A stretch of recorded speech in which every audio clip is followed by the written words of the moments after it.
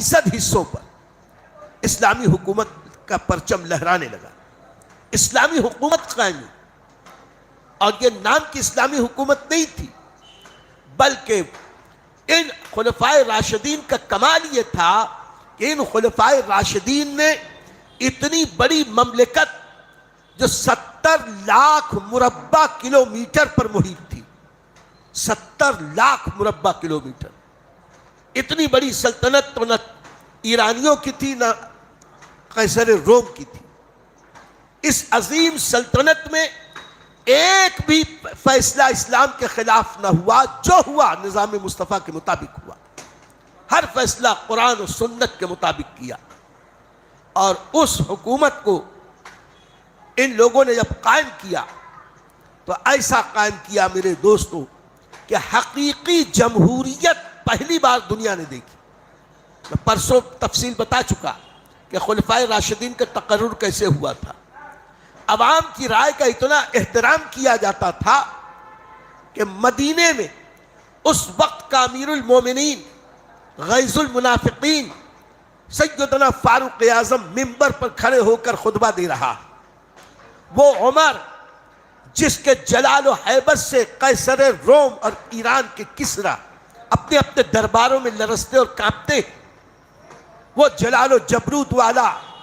دنیا کا سب سے باجبروت حکمراں مدینے میں ممبر رسول پہ کھڑا اور خطبہ ارشاد فرماتے ہوئے ایک جملہ ان کے منہ سے نکلا کہ میں بحیثیت امیر جو حکم نافذ کروں تم پر اس پر عمل کرنا لازم ہے۔ تو ایک شخص کھڑا ہوا جو غریب ہے اور کہتا ہے اے عمر، ہم اس وقت تک تمہاری بات پہ عمل نہ کریں گے جب تک کہ میری بات کا جواب نہ دے۔ حضرت فاروق اعظم نے یہ نہ کہا کہ تو کون، تیری اوقات کیا، بلکہ کہا کہ تمہارا اعتراض کیا ہے۔ تو اس نے کہا کہ اے امیر المومنین، اس وقت آپ کے بدن پر جو جبہ ہے، یہ جبہ جس کپڑے کا ہے میں جانتا ہوں، یہ کپڑا مال غنیمت میں آیا تھا اور ایک ایک چادریں سارے مسلمانوں میں تقسیم ہوئی ہے، اور وہ چادروں کا ٹکڑا اتنا بڑا نہیں تھا کہ آپ جیسے لہیم شہیم آدمی کا جبہ بن سکے۔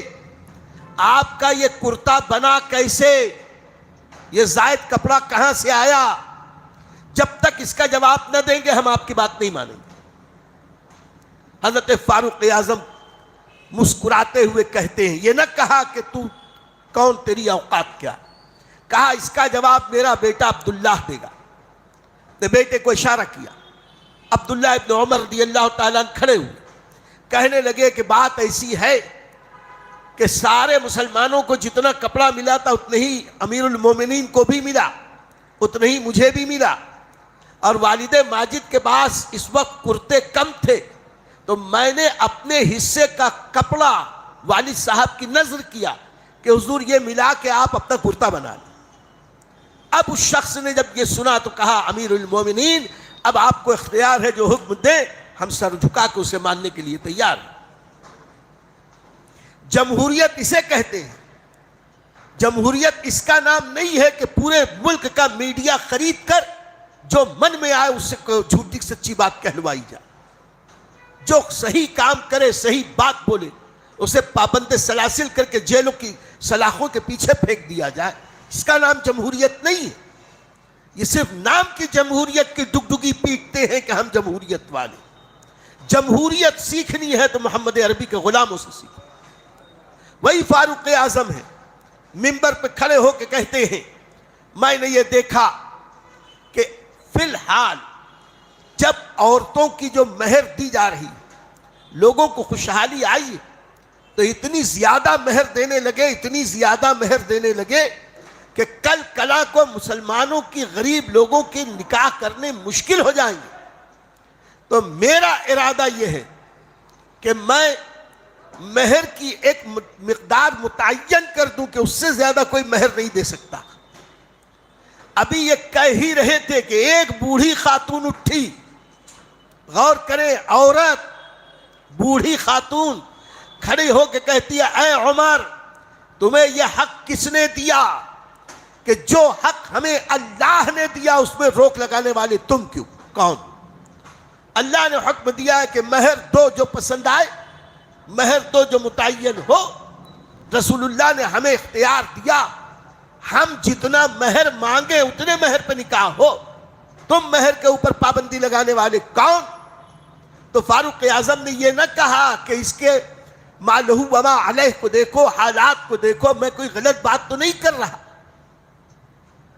بلکہ کہا تو یہ کہ اللہ رحم فرمائے عمر پر۔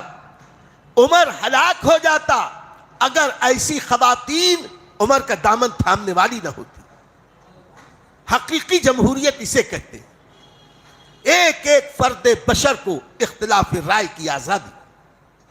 جب بھی فاروق اعظم ہو یا خلفائے راشدین کسی کو گورنر مقرر کرتے تھے، تفصیل کا وقت نہیں، لیکن اس کی بنیاد سمجھ لیں، کسی کو بھی گورنر مقرر کرنا ہوتا تو وہ رشتہ داری کی بنیاد پہ نہیں کرتے تھے، تعلق اور خاطرداری کی بنیاد پہ نہیں کرتے تھے، وہ باقاعدہ صحابہ شورا سے مشورے لیتے، اور جب مشورے میں کسی کے نام پر اتفاق ہو جاتا تب یہ خلفائے راشدین کسی جگہ کا گورنر کسی کو متعین کرتے۔ پھر ان کے اوپر بہت ساری پابندیاں ہوتی کہ تم اپنے دروازہ بند نہیں کرو گے، کوئی اگر فریادی فریاد کر کے لیے آئے تو 24 گھنٹہ تم موجود رہو، تم پر واجب ہے کہ تم اپنے گھر میں پہرے دار مت بٹھاؤ، 5 وقت مسجد میں پہنچ کے مسجد میں امامت کرو، اور اگر کسی ایک فرد بشر کو بھی اعتراض ہو تو پہلے اس کو شریعت اور اسلام کے قانون کے مطابق مطمئن کرو۔ اس کے باوجود جب کبھی شکایت ملتی کہ فلاں گورنر سے یہ خطا ہوئی تو یہی فاروق اعظم ہے، مدینے سے آدمی بھیجتے کہ جاؤ اور جا کے وہاں کے گورنر کے گلے میں پھندا ڈال کے پکڑ کے لے کے آؤ، ہاتھوں میں رسی باندھ کے، پیروں میں رسی باندھ کے لے کے آؤ۔ اور یہی نہیں، اگر وہاں کی عوام کسی گورنر کے خلاف شکایت کرتی، اگرچہ وہ شکایت اس لائق نہیں بھی ہوتی کہ وہ درست ہو، لیکن کبھی کبھی ایسا بھی ہوا کہ خلفائے راشدین نے عوام کی رائے کا احترام کرتے ہوئے گورنر کو تبدیل کر دیا۔ تو جمہوریت کا نام آج لوگ لے رہے ہیں، لیکن آج جمہوریت کے نام پر کتنے ظلم ہو رہے ہیں یہ کسی سے پوشیدہ نہیں ہے۔ اصل حقیقی جمہوریت اور شورائی نظام اگر کسی نے دنیا کے سامنے پیش کیا، عدل و انصاف کا ماحول کسی نے برپا کیا، وہ نظام مصطفیٰ کے ذریعے حضرات خلفائے راشدین نے کیا۔ ان کا کمال یہ تھا کہ دین بھی پھیلایا، دین بھی بچایا، خود بھی عمل کیا، دوسروں کو اس پر عمل کروایا، ساتھ ہی ساتھ انہوں نے پوری دنیا کی امامت و قیادت اور سلطنت و حکومت کرنے کا راز اپنے بعد والی امت کو عطا فرمایا۔ اس کی برکت تھی کہ اگرچہ خلافت راشدہ جو حضرت سیدنا امام حسن مجتبیٰ پر ختم ہوگی، اس کے بعد یہ خلافت ملوکیت یعنی شخصی حکومت کی طرف منتقل ہو گئی، تبدیل ہو گئی، اور اب کچھ ظلم و زیادتی اور اپنی من مرضی کی حکومت ہونے لگی، لیکن اس کے باوجود صحابہ کرام کی دینی خدمات کی برکت تھی کہ کئی صدیوں تک الحمدللہ قوم مسلم پوری دنیا کے اوپر راج کرتی رہی، پوری دنیا